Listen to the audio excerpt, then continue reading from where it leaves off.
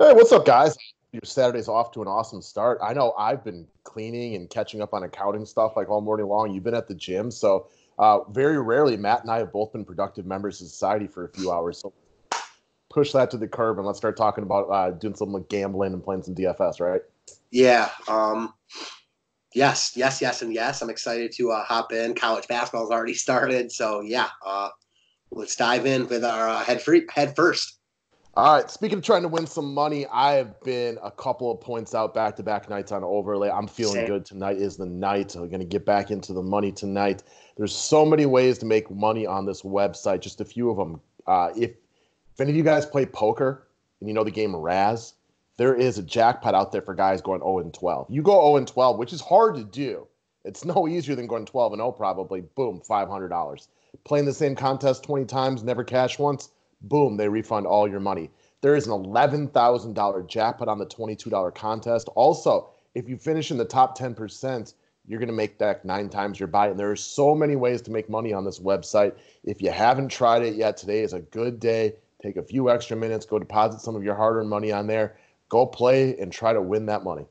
Yeah, man. I need that 11K. It's growing. Let's get it. That 11K is a heck of a payday for a $22 bet. I'm just saying, like, that is something like good luck going to play on FanDuel and winning 11K off $22. It's just not saying this is easy, but that's almost impossible. Yeah, 100% agreed. I mean, honestly, you look at those, even the big GPPs, like the $8 that DraftKings had tonight. Sure, the or the $15, whatever it is. Sure, the top prize is probably like 100K, and the second prize is probably 50 or 70K. Then after that, it's probably like third and fourth place is probably close to this 11K. Would you agree? Yeah, exactly. So, all right, guys, 5-pack deal today. I guess technically I haven't gotten down the baseball package that we were featuring yesterday off the new price. So I guess technically you could slide in this morning. But the 5-pack deal today, annual memberships. Welcome aboard to Dustin, who just purchased one before we got on here, saying bye-bye to the monthly payments and hello to the year-long package. It is one full calendar year. So if you bought it today, it'll go to the 22nd of February next year. It gets all 3 sports, all videos, all write-ups. It's normally $200.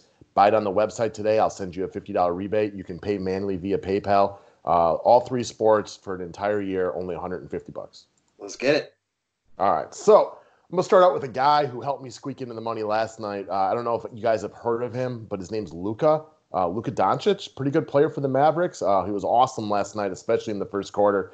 This dude's something special offensively. Not quite to the point of CJ McCollum yesterday, who again came in about 91% ownership. LUKA at 10-2 against Atlanta, that is a tough fade in any format. I don't typically love going to guys on back-to-backs, but when you're giving me lucky LUKA at 10-2 against Atlanta, like that's a really, really tough fade in my opinion. And it's one of the best matchups in the NBA. One of the absolute crush spots. If you like the little intangible type of factors, he's got the matchup with Trae Young tonight. Give me all the LUKA I can possibly afford. The only way I don't play him is if for some reason he doesn't play tonight. Yeah, I got a big question for you. Why is he only 10-2? I don't know. It seems wrong, doesn't it? Yeah, I mean, Trae Young's been awesome, but the fact that he's more expensive than him, it's crazy. You're looking at arguably, not even arguably, probably the second best fantasy player, like right below Harden, like when all is said and done on a per minute basis. He's way too cheap in a crush spot. It's impossible to get away from. Yeah, I don't know what his ownership is going to be. I have to imagine it's high, and it should be high because LUKA at 10-2 against Atlanta just seems almost like it shouldn't be there. Like they have to correct it or something like that. Are you going to be shocked if Porzingis doesn't play? No, not at all. And that only helps LUKA. I don't care who plays tonight for Dallas. As long as LUKA's one of them, he's in my roster. I get that. And, I mean, for a contrarian GPP player, I know you even struggle to not play him today, and you're the one who wants to go opposite all the time. Like, for me, as more of a cash game guy who, doesn't mind riding chalk when it makes sense, it's easy roster. But I know when you struggle with something like that, that should give you an idea just how easy it is. Yeah, it's something we talk about a lot, too, like in the NBA. Projections. NBA is just so projectable. It's hard to get away from a guy like this when he's so cheap. I mean, he would be in play here at 12K. Like, for sure in play at 12K. Don't you agree? Yes, absolutely it would be because Go It's ahead. Atlanta. It's Atlanta. Like, how do you not give him a really hard look today at any price, much less at one of the lowest prices he's been in months? Yeah, agreed. Just lock him in and move on. All right, guys. So next up, we're going to go over to Mike Conley. It's a guy that you're taking a look at. You got a real affinity for anything Utah related lately, it seems like. But Conley, before the All-Star break, GPP value in 4 straight games.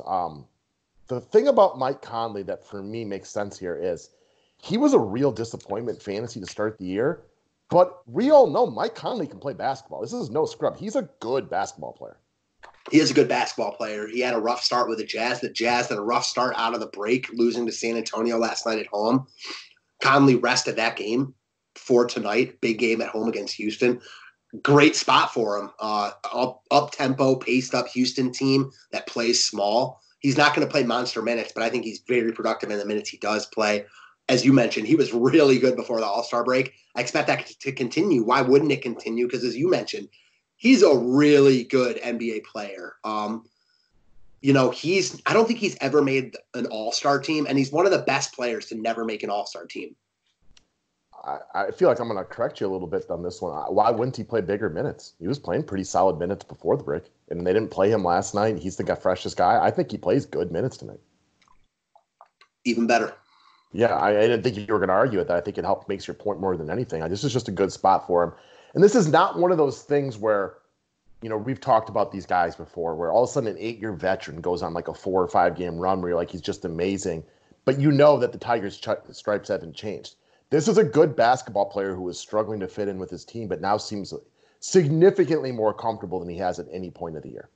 Yeah, I mean, this is a guy like in his Grizzlies days, even just last year, who, had multiple 40 to 50 point games. This is a guy who has been regularly priced in the 7s, if not the low 8s a lot of times. Yeah, so I figured you could definitely get on board here. All right. It makes sense. I mean, makes a ton of sense for me. Speaking of guys who make a lot of sense, let's go over to my Milwaukee Bucks taking on the Philadelphia 76ers, which I'm not saying for DFS, but real life, this has got to be the game of the night right here. Philly against Milwaukee, a potential, playoff matchup that we might see. A couple of teams that play each other really, really tough. So as a Bucks fan, looking forward to the game. But one of the guys that I'm tracking really closely on the 76ers side of things is Josh Richardson. Now, we know at the trade deadline that the Sixers added a variety of wing players, Glenn Robinson, Alec Burks. We saw Burks with some really nice moments in the last game for Philadelphia. We know Ben Simmons is back tonight, so that's not perfect for Josh Richardson, but this is another cat right here who was regularly up, 5 to 6K for a good portion of the year before having to deal with a couple of injuries. He's played 71 minutes over the past 2 games, so clearly the minutes restriction isn't a thing anymore. And he also matches up pretty well with a Milwaukee team who will focus the majority of their defensive intensity. Guys like Giannis and whatnot will be guarding Ben Simmons and Joel Embiid.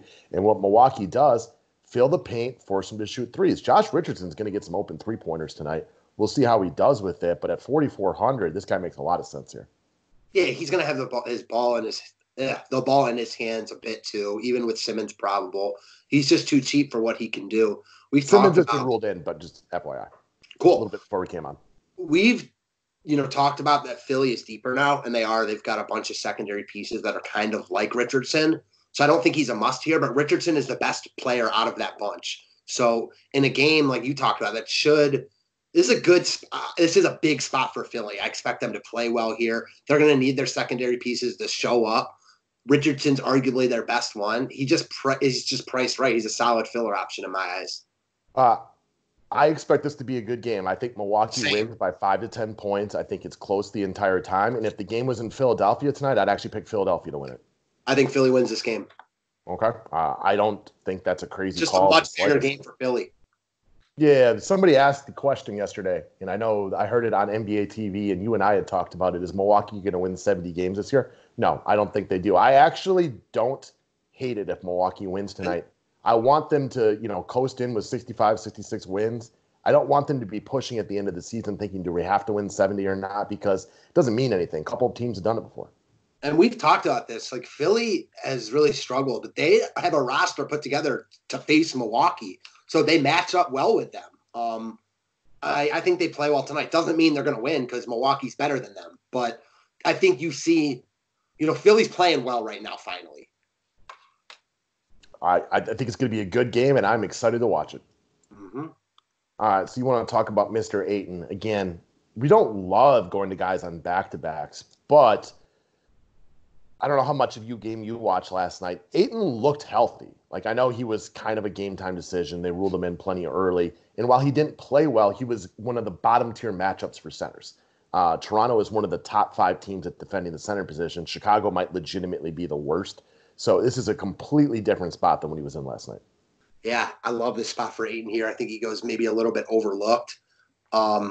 He's just in a crush spot. You've talked about it all year.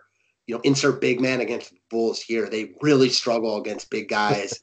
I'm actually laughing because I feel like you've talked about it all year long. Like, I brought it up once, and like you've been pounding centers against Chicago with a lot of success forever. So thanks for the credit, but I think you like this one a lot. Well, you originally brought it up. So I'll say this, Luke Cornett is doubtful for this game. It's not like you care that much about him, but they are so decimated inside.